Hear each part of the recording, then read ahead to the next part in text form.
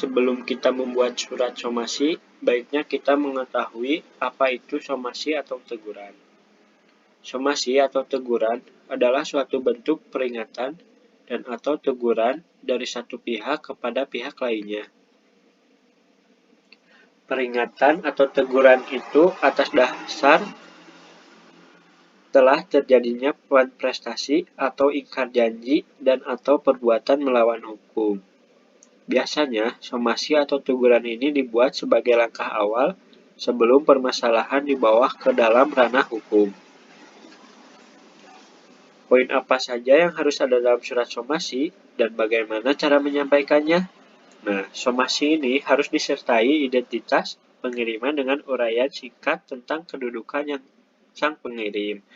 Selain itu, somasi juga harus memuat identitas pihak yang diberi peringatan atau teguran, uraian singkat tentang permasalahan yang terjadi dan hal-hal yang seharusnya dilakukan pihak yang diberi teguran, tuntutan hukum yang harus dipenuhi oleh pihak yang diberi teguran atau peringatan, dan tenggat waktu pemenuhan yang harus dipenuhi oleh pihak yang diberi teguran. Baik, teman-teman, langsung saja ke cara tutorial membuat surat somasi.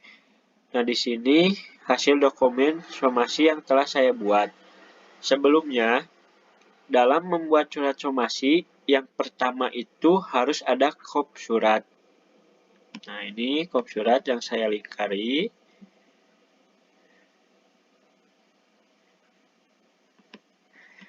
Nah, di dalam kop surat ini, yang pertama itu harus ada logo dan alamat.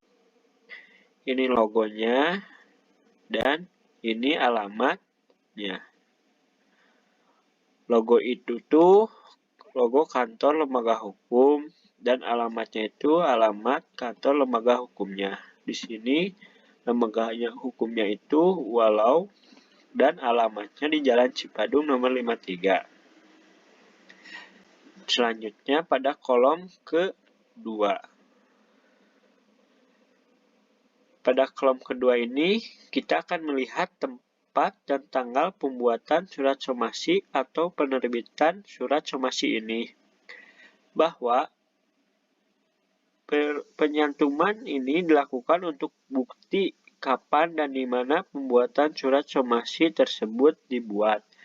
Dalam surat somasi ini dibuat di Bandung pada tanggal 5 Juli 2023. Selanjutnya pada kolom ketiga.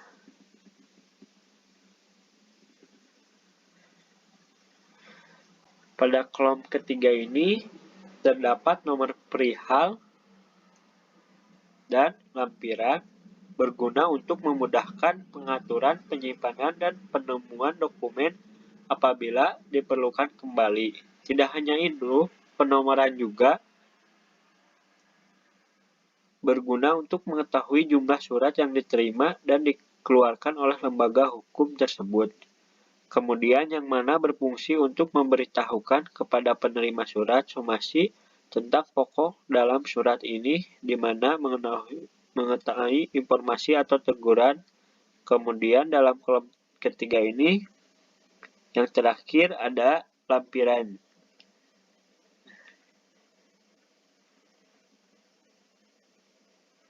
Lampiran ini berisikan penampilan lampiran dokumen yang diperlukan sebagai pendukung dalam surat somasi. Contohnya seperti surat kuasa yang biasanya dilampirkan setelah surat somasi ini kemudian.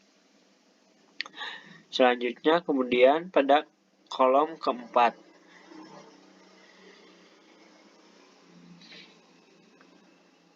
Kolom keempat ini kita akan menemukan penerima dan alat surat somasi ditunjukkan kepada penerima surat somasi yang dimana sebagai pihak ini diberikan teguran kepada Yuda Lukut yang beralamat di Jalan Lewi Gajah nomor 55 Bandung.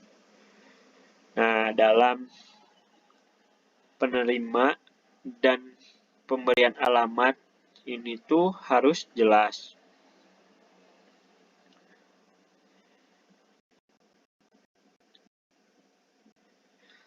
Selanjutnya, pada kolom kelima.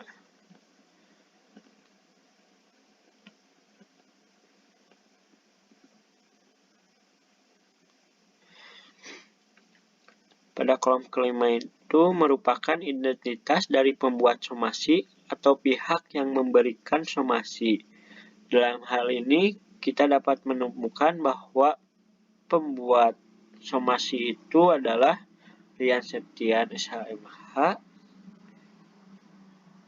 yang merupakan pembuat somasi sekaligus yang memberi surat somasi, kemudian penyantuman alamat kantor hukum atau pemberi surat somasi tersebut yang ada di sini karena unsur utama ini sebagai seorang advokat dan konsultan hukum yang beralamatkan di Jalan Panghegar nomor 18 Kota Bandung.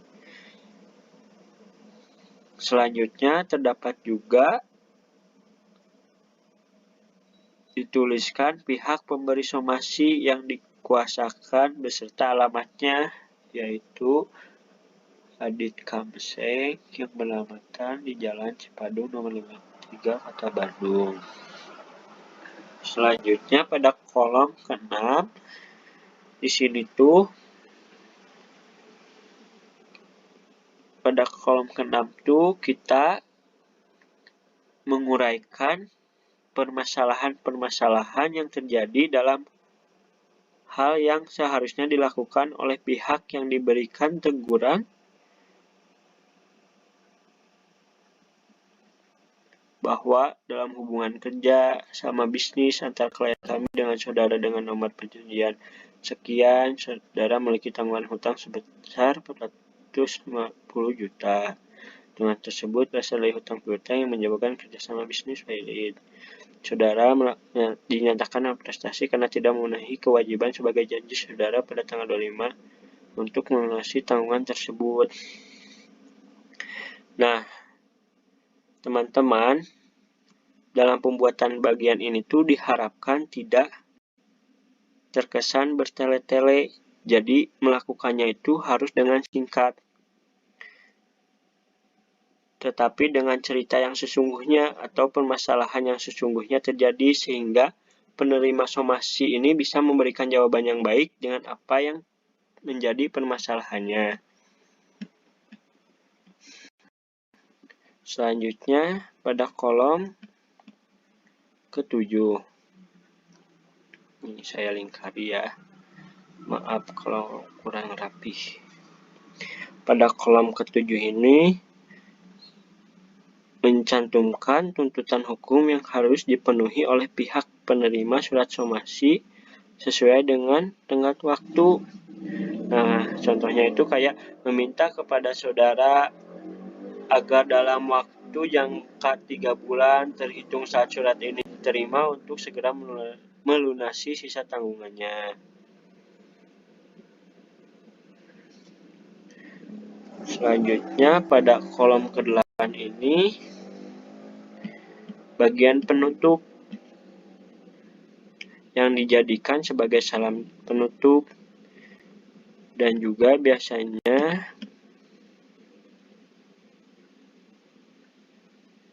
akan disebutkan seperti ini. Demikian surat somasi ini kami sampaikan, atas perhatiannya kami ucapkan terima kasih. Dan yang terakhir ini kolom ke-9 ini merupakan tanda tangan dengan kuasa hukum atas nama Rian Septian sebagai bertanggung jawab dalam penulisan somasi ini. Nah, jadi kolom yang terakhir ini tuh tanda tangan yang membuat atau kuasa hukum surat somasi ini. Mungkin cukup sekian dari saya. Mohon maaf apabila masih banyak kekurangan karena di sini saya belajar. Wabillahi taufiq wal hidayah. Wassalamualaikum warahmatullahi wabarakatuh.